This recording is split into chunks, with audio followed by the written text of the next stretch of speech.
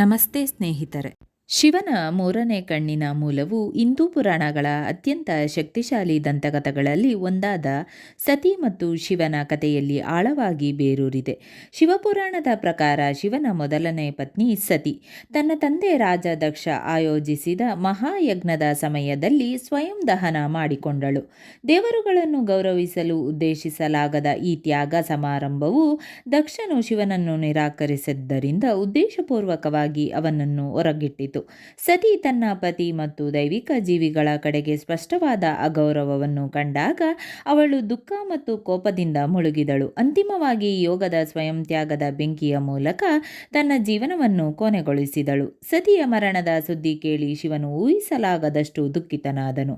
ದೈವಿಕ ಕೋಪದ ಕ್ಷಣದಲ್ಲಿ ಅವನು ತನ್ನ ಜಡೆ ಕೂದಲಿನ ಒಂದು ಬೀಗವನ್ನು ಕಿತ್ತು ನೆಲಕ್ಕೆ ಎಸೆದನು. ಆದ್ದರಿಂದ ಶಿವನ ಉಗ್ರ ಯೋಧ ರೂಪವಾದ ವೀರಭದ್ರನು ಹೊರಹೊಮ್ಮಿದನು. ಶಿವನ ಭಯಾನಕ ಸೇವಕರು, ಗಣಗಳು ಮತ್ತು ಆತ್ಮಗಳೊಂದಿಗೆ ವೀರಭದ್ರನು ಯಜ್ಞದ ಮೇಲೆ ದಾಳಿ ಮಾಡಿ ಕಣ್ಣಿಗೆ ಬಿದ್ದ ಎಲ್ಲವನ್ನೂ ನಾಶ ಮಾಡಿದನು ಮತ್ತು ದಕ್ಷನ ಶಿರಚ್ಛೇದ ಮಾಡಿದನು.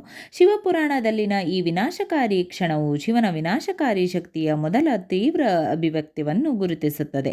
ಈ ಶಕ್ತಿಯು ಪ್ರತೀಕಾರದಿಂದಲ್ಲ, ಬದಲಾಗಿ ಆಳವಾದ ವಿಶ್ವ ಸಮತೋಲನದಿಂದ ಉದ್ಭವಿಸುತ್ತದೆ. ಈ ಅವ್ಯವಸ್ಥೆಯ ನಂತರವೂ ಶಿವನು ಭೌತಿಕ ಪ್ರಪಂಚದೊಂದಿಗಿನ ಸಂಬಂಧವನ್ನು ಕಡಿದುಕೊಂಡು ಆಳವಾದ ಧ್ಯಾನಕ್ಕೆ ಹಿಂತೆಗೆದನು. ಸಂಪೂರ್ಣ ನಿರ್ಲಿಪ್ತ ಸ್ಥಿತಿಯಲ್ಲಿ ಅವನು ಲೌಕಿಕ ಕಾರ್ಯಗಳು, ಜವಾಬ್ದಾರಿಗಳು ಮತ್ತು ದೈವಿಕ ಕರ್ತವ್ಯಗಳನ್ನು ಸಹ ತ್ಯಜಿಸಿದನು. ಈ ಅವಧಿಯು ಶಿವನ ಸಮಯ, ಅಹಂ ಮತ್ತು ಭಾವನೆಗಳು ಕರಗುವ ಆಂತರಿಕ ಪ್ರಪಂಚವಾದ ಆತ್ಮದಲ್ಲಿ ಸಂಪೂರ್ಣವಾಗಿ ಮುಳುಗಿರುವುದನ್ನು ಸಂಕೇತಿಸುತ್ತದೆ. ಪರ್ವತರಾಜ ಹಿಮವಂತನ ಮಗಳು ಪಾರ್ವತಿಯಾಗಿ ಸತಿ ಪುನರ್ಜನ್ಮ ಪಡೆದಾಗ ಶಿವನೊಂದಿಗೆ ಮತ್ತೆ ಒಂದಾಗಲು ಭಕ್ತಿ ಮತ್ತು ತಪಸ್ಸಿನ ದೀರ್ಘ ಪ್ರಯಾಣವನ್ನು ಅವಳು ಕೈಗೊಂಡಳು. ಆದರೂ ಪರಮ ತಪಸ್ವಿ ಶಿವ ಆಸೆ, ಭಾವನೆಗಳು ಮತ್ತು ಸ್ವರ್ಗೀಯ ಪ್ರೀತಿಯಿಂದ ಬೇರ್ಪಟ್ಟು ಅಸಡ್ಡೆ ಹೊಂದಿದನು. ಅವನ ಆಂತರಿಕ ದೃಷ್ಟಿ ಮತ್ತು ಆಧ್ಯಾತ್ಮಿಕ ಪಾಂಡಿತ್ಯದ ಸಂಕೇತವಾದ ಅವನ ಮೂರನೇ ಕಣ್ಣು ಮುಚ್ಚಲ್ಪಟ್ಟಿತು, ಆದರೆ ಸಾಮರ್ಥ್ಯದಿಂದ ತುಂಬಿತು. ಆಳವಾದ ವಿಶ್ವ ಅವಶ್ಯಕತೆಯ ಮುಖಾಂತರ ಮಾತ್ರ ಎಚ್ಚರಗೊಳ್ಳಲು ಸಿದ್ಧವಾಗಿತ್ತು. ಈ ಕಥೆಯು ಶಿವನ ಮೂರನೇ ಕಣ್ಣಿನ ಪೌರಾಣಿಕ ಸಂದರ್ಭವನ್ನು ವ್ಯಾಖ್ಯಾನಿಸುವುದಲ್ಲದೆ ಅವನ ಪಾತ್ರದ ಸಾರವನ್ನು ಸಹ ವಿವರಿಸುತ್ತದೆ.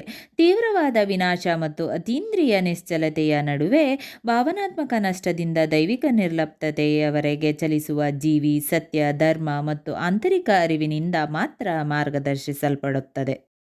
ಸ್ನೇಹಿತರೆ, ಈ ವಿಡಿಯೋ ಇಷ್ಟವಾದಲ್ಲಿ ಲೈಕ್, ಶೇರ್ ಆ್ಯಂಡ್ ಕಾಮೆಂಟ್ ಮಾಡಿ. ಮುಂದಿನ ವಿಡಿಯೋಸ್ಗಳಿಗಾಗಿ ಚಾನಲ್ ಅನ್ನು ಸಬ್ಸ್ಕ್ರೈಬ್ ಮಾಡಿ. ಧನ್ಯವಾದಗಳು.